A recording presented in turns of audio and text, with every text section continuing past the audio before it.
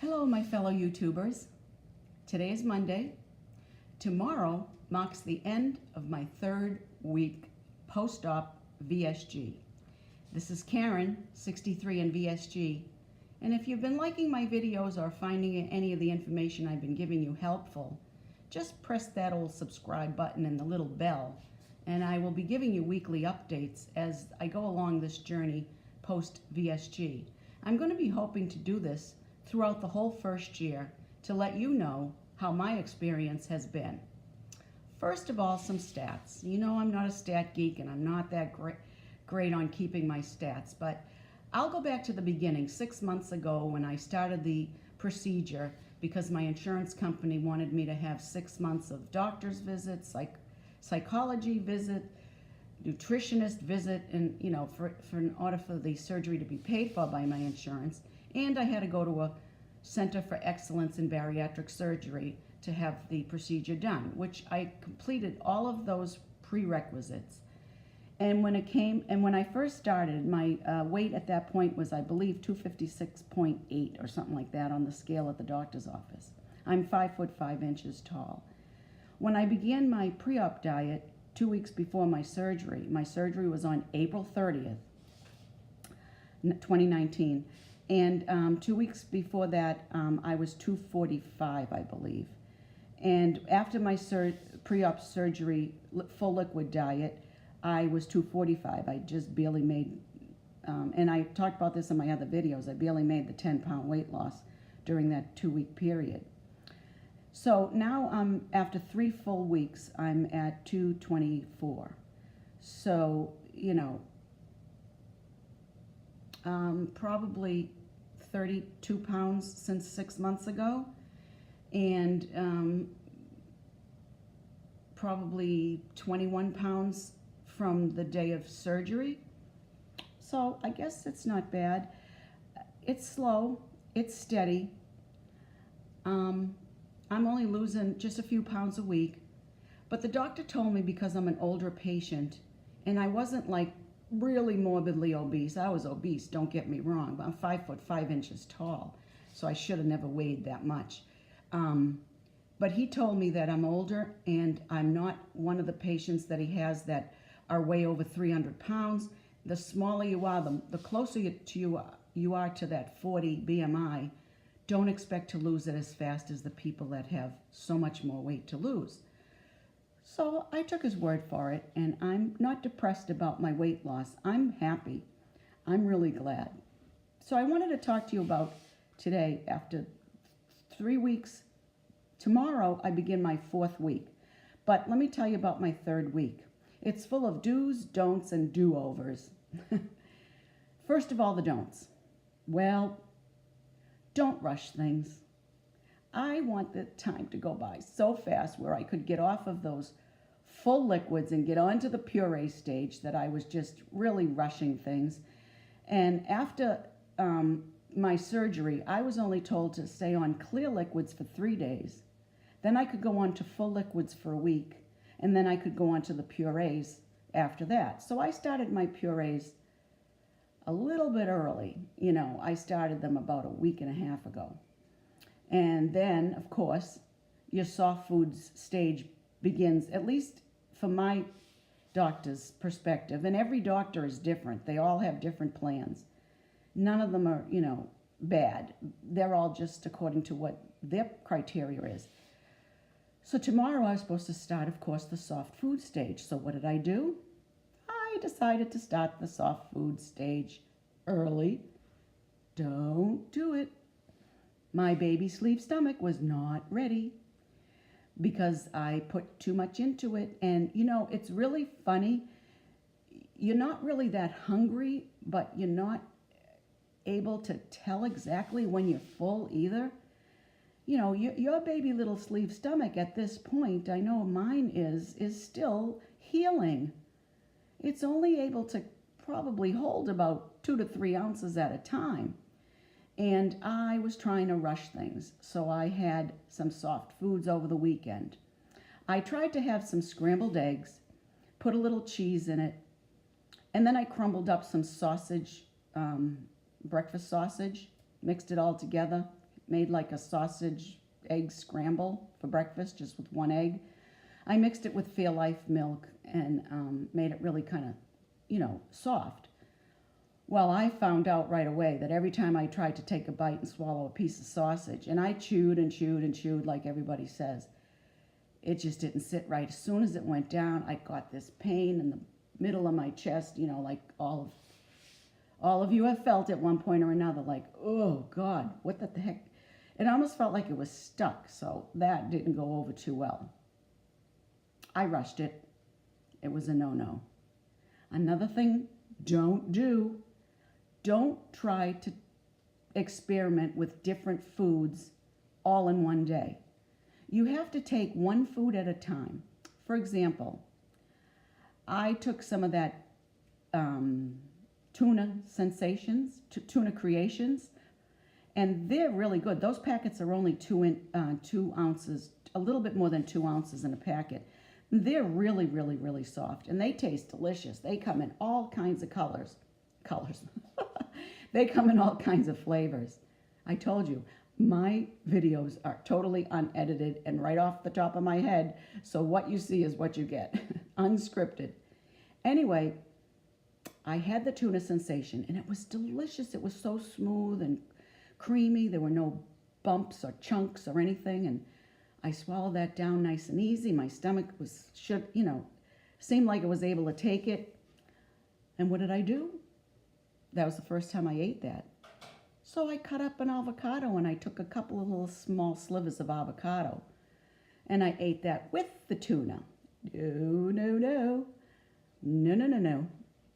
That was 2 different foods I was experimenting with on the same day. That didn't go well. I think it was the avocado that didn't sit well because it went right through me. I had, all weekend, I had diarrhea. I mean, not severe cramping, awful diarrhea, but a lot of diarrhea the first thing in the morning until around an hour or so after I was up. And I blamed it on doing the soft foods too early and doing more than one food in one day, because you have to be patient with this diet. You have to try one thing at a time. Another thing I did, another don't, and this is what I made the regatta bake that you'll find on many YouTube channels about pureed stuff. The regatta bake is delicious, and I'm not a cook, so I'm not going to give any cooking lessons, but go to Time to Shrink and she'll tell you how to make your regatta bake for the pureed stage. Well, I did that, and that was delicious. But what did I do? I ate one little tiny meatball with it. No.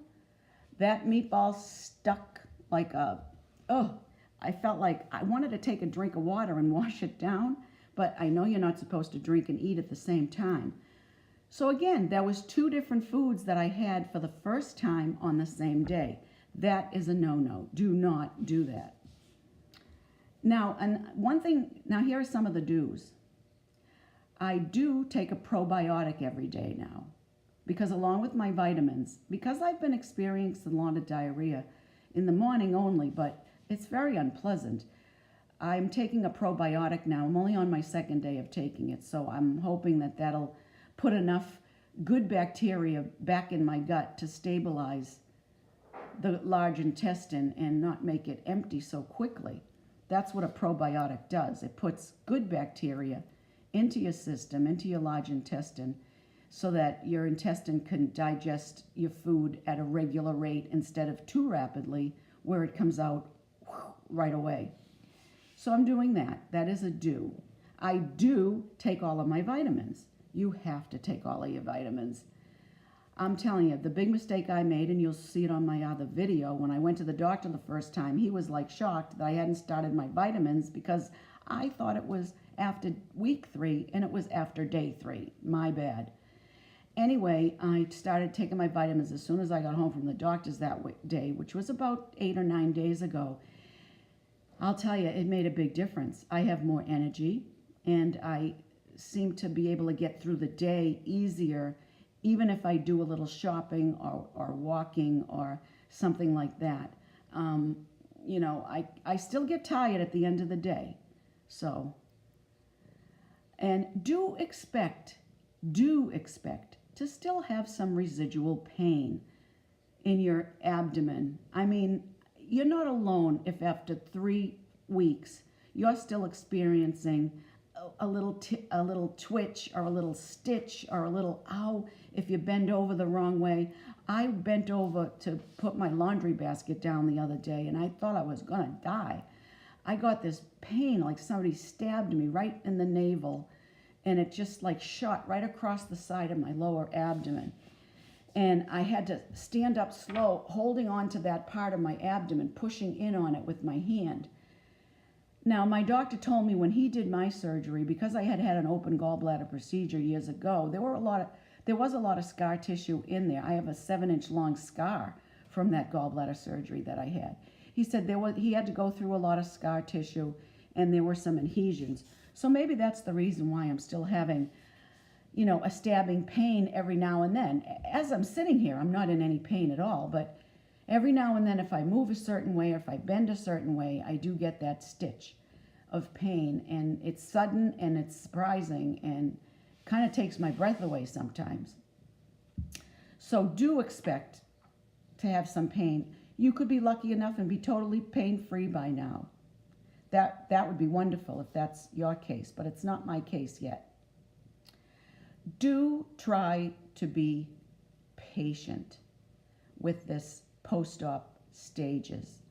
Don't try to rush from puree right into soft foods. It's not worth it. Your tiny baby stomach is really a tiny baby, traumatized, cut open, don't know what happened to it, all stitched up stomach. It's swollen. It hurts. Your body has to heal. Your body is a wonderful machine. It heals very quickly if you're a healthy, normal person. But please be patient. Don't rush through the stages. I tried to rush through the stages. I'm supposed to be still on my puree. I tried some soft foods. I not only tried them, but I mixed foods together that I hadn't even tried before. So you still have to be patient. And I learned my lesson this weekend. Now, starting tomorrow is my official soft food stage, where I'm supposed to stay on that for 2 weeks. Believe me, I'm going to stay on soft foods for 2 weeks. I'm even going to eat a lot of times pureed stuff also. You don't have to just not all of a sudden stop puree altogether. You can kind of mix and match because your stomach is still tender and it's still healing. So, I can't imagine myself right now ever just sitting down to like a normal meal and cutting up a piece of meat, a chicken or whatever, and having a regular vegetable and just eating like a normal meal like everybody else, although it would be a smaller meal in terms of proportion. But that's down the road, and I have to be patient. I know I will get there. You will get there. Take it from me. It's not worth rushing. Do take a probiotic every day if you find you're having a lot of diarrhea. And that is a side effect of some sleeve gastrectomies. I didn't know that. I thought I was going to have to worry about constipation. That's the furthest thing from my mind right now. So I hope some of these do's and don'ts give you a little food for thought for what you can do when you reach that stage. I just have to learn to be patient. I'm a real perfectionist. I know I am. I try to, I want to be better. I want to be back to normal, but it will get there. I just have another couple of weeks to go.